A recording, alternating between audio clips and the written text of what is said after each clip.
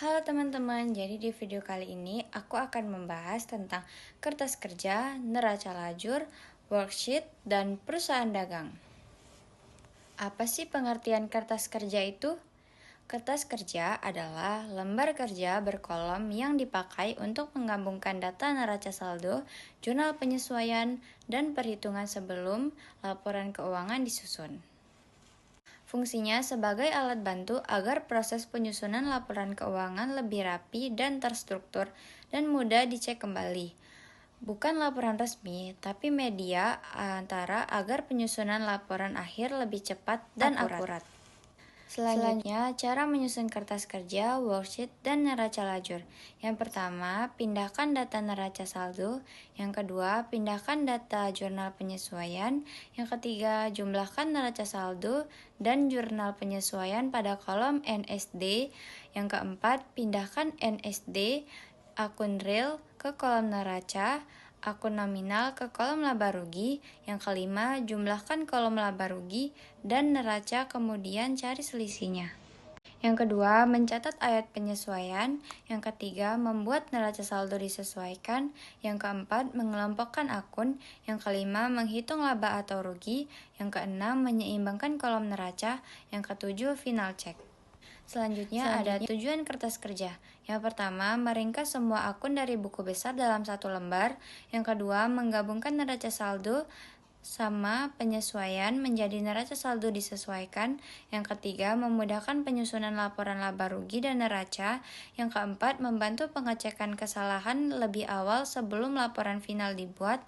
Yang kelima, mempercepat proses tutup buku atau closing. Selanjutnya ada fungsi kertas kerja. Yang pertama, menjadi pedoman dalam menyusun laporan keuangan. Yang kedua, menyajikan informasi yang salah tersusun rapi dan simetris. Yang ketiga, mempermudah identifikasi akun mana yang mengalami penyesuaian. Yang keempat, membantu analisis posisi keuangan perusahaan dagang pada akhir periode. Selanjutnya ada ciri-ciri kertas kerja. Yang pertama, berbentuk tabel berlajur sebanyak 6-12 kolom. Yang kedua, ada kolom. Yang ketiga, neraca saldo. Yang keempat, penyesuaian. Yang kelima, neraca saldo disesuaikan. Yang keenam, laba atau rugi. Yang ketujuh, neraca. Yang kedelapan, membuat akun-akun khas perusahaan dagang, persediaan, pembelian, penjualan, HPP, beban penjualan, dan lain-lain. Dan yang terakhir, digunakan secara internal, tidak dipublikasikan. Selanjutnya ada syarat atau ketentuan penyesuaian. Yang pertama, neraca saldo harus sudah tersedia dan balance. Yang kedua, ayat jurnal penyesuaian sudah dibuat. Yang ketiga, semua akun yang terlibat dalam laporan harus dicantumkan. Yang keempat, format kolom harus konsisten. Yang kelima, perhitungan HPP di perusahaan dagang harus benar. Selanjutnya ada komponen atau kolom dalam kertas kerja. Yang pertama, format kolom. Yang pertama ada neraca saldo, debit kredit. Yang kedua, penyesuaian debit kredit. Yang ketiga, neraca saldo disesuaikan debit kredit. Yang keempat, laba rugi debit kredit. Yang kelima, neraca debit kredit. Selanjutnya, pada perusahaan dagang dapat ditambahkan bagian. Yang pertama, perhitungan harga pokok penjualan atau HPP. Yang kedua, persediaan awal dan akhir. Yang ketiga, ikhtisar laba rugi. Ada peran kertas kerja dalam perusahaan dagang. Yang pertama, menyusun dan menghitung HPP secara akurat. Yang kedua, memisahkan akun penjualan, pembelian, retur, potongan, dan lain-lain. Yang ketiga, menentukan laba atau rugi bersih dengan lebih jelas.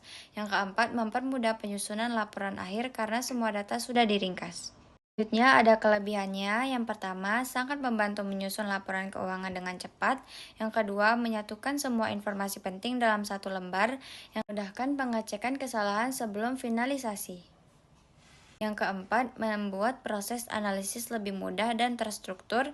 Yang kelima, cocok untuk perusahaan dagang yang transaksinya banyak dan kompleks. Selanjutnya ada kekurangannya. Yang pertama, tidak memiliki kekuatan hukum sebagai laporan resmi. Yang kedua, jika data awal salah, hasil akhir ikut salah.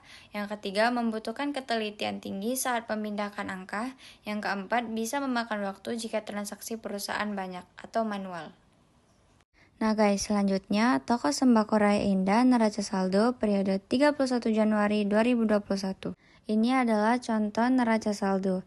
Setelah itu, cara memindahkan NSD. Yang pertama, akun real ke kolom neraca, awalnya 123, jadinya pindah ke neraca. Yang kedua, akun nominal ke kolom laba rugi, awalnya 456, ini pindah ke laba atau rugi.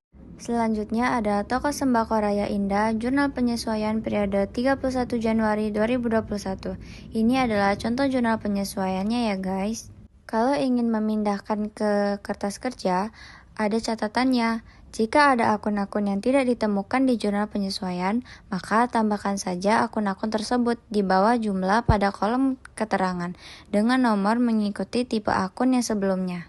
Nah guys, ini adalah contoh toko sembako Raya Indah kertas kerja periode 31 Januari 2021.